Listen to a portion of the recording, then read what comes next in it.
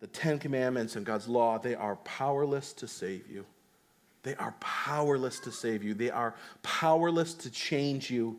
You see, they can only show you the reality of your sin-sick heart, and they can show you what a healthy heart looks like, but they cannot save you. They cannot change you. The Ten Commandments are kind of like a spiritual MRI, right? An MRI can show you what a healthy body looks like. An MRI can show you what a sick body looks like, but an MRI machine, it cannot cure you. It cannot fix you. It cannot save you. You see, it is a diagnostic tool. It's not a cure. You see, in the diagnosis that every one of us gets under the spiritual MRI of the Ten Commandments is that we are sick. You see, when you look at the Ten Commandments, you and I, as we think about them, we fail at all of them.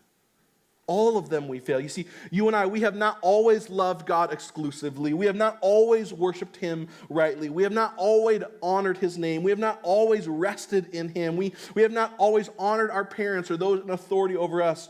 And you may not have killed someone or slept with someone who isn't your spouse, but Jesus says if you've hated someone or lusted after someone in the heart, you've already broken them. You see, you and I, we have all stolen. Maybe things, maybe time, maybe credit for someone else's work. You see, we've all coveted other people's stuff, their things, their possessions, their relationships. You see, when we look at the Ten Commandments, we are utterly out of line with them. You see, but we don't pass a single one, but more than the fact that we don't pass a single one, what we see is that if we're honest, is that the reality of our hearts is that we long for the opposite of these. The default mode of our hearts longs for the opposite of what these commands so often. You see, we often see these commands as restrictive chains, things that hold us back from freedom and experiencing life. You see, and that all that does is it further reveals the depravity and the wickedness of our hearts. You see, the commands reveal the beauty and the holiness of God, and the fact that our hearts are inclined naturally towards none of them. It reveals the sickness of our hearts and our utter depravity before God. You see, the same was true for the Israelites. You see, at the end of the first 5 books of the Bible, you see Moses giving a speech to the people. And basically what he tells them is this. He says, I know that you're not going to follow God's laws. As we enter the promised land, what I can promise you is that I know you're not going to follow God's laws. You've proven that you are incapable of doing it. See, what Moses says at the end of that speech is that their hearts are the problem. You see, their hearts are hard, and that they're going to need new, transformed hearts if they're ever going to truly follow God's law. You see, the spiritual MRI of the Ten Commandments, it reveals that we all have hearts that are sick with the disease of sin. You see, and this is where the gospel gets incredibly good. You see, because the message of the gospel is that Jesus came so that we might have His heart. You see, Jesus perfectly obeyed every command. Where we fail, He did not. We see He lived the perfect life of worship. He lived a life of perfect obedience. In all of the commands, His record is spotless. It is perfect. It is absolutely pure. You see, and in coming and living and dying in our place, you see what Jesus does is He fulfills He makes possible what Ezekiel and Jeremiah prophesied would happen when they said that one day God would turn people's hard hearts into soft ones. That one day God would write His law not on tablets of stone, but on people's hearts, so that we might have hearts that not only can obey God, but hearts that long to do it.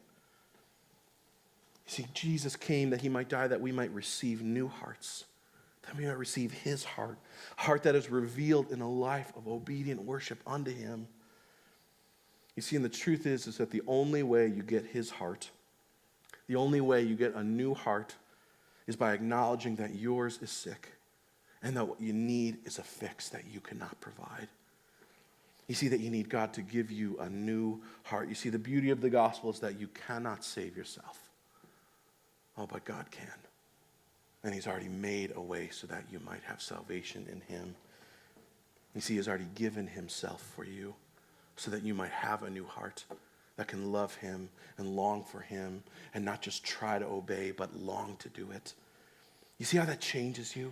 Do you see how that transforms you? You see how that fundamentally changes the way that you look at the Ten Commandments? You see, they're not just a list of rules that hold you down. Instead, they're a guide to a life free from the bonds of sin, a life spent doing what you were designed to do, worshiping the one whose image you bear, reflecting his goodness and his glory and his character in the way that you live and in the way that you relate to the world. Not in order to get something from him, but because you have already been given everything you could possibly have or long for from him.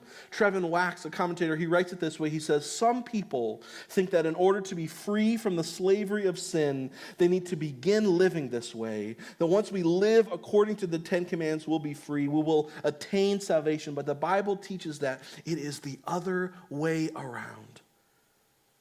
God's grace comes first. You see, the Ten Commandments aren't given to Israel until they have already been brought out of slavery. Why? He says, because in bondage they could not have lived in this way.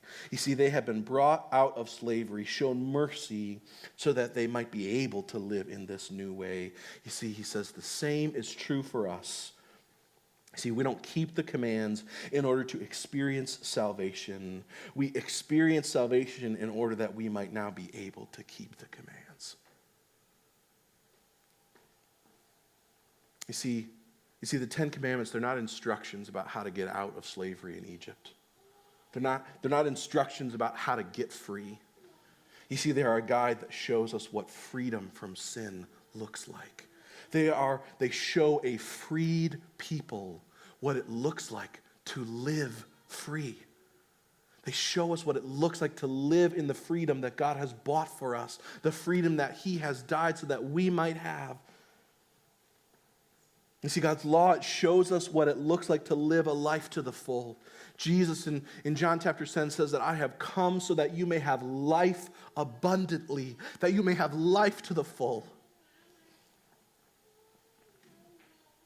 You see, God's commands, they show us what it means to live a life that honors him, to live a life in the identity and the purpose that he has given for us.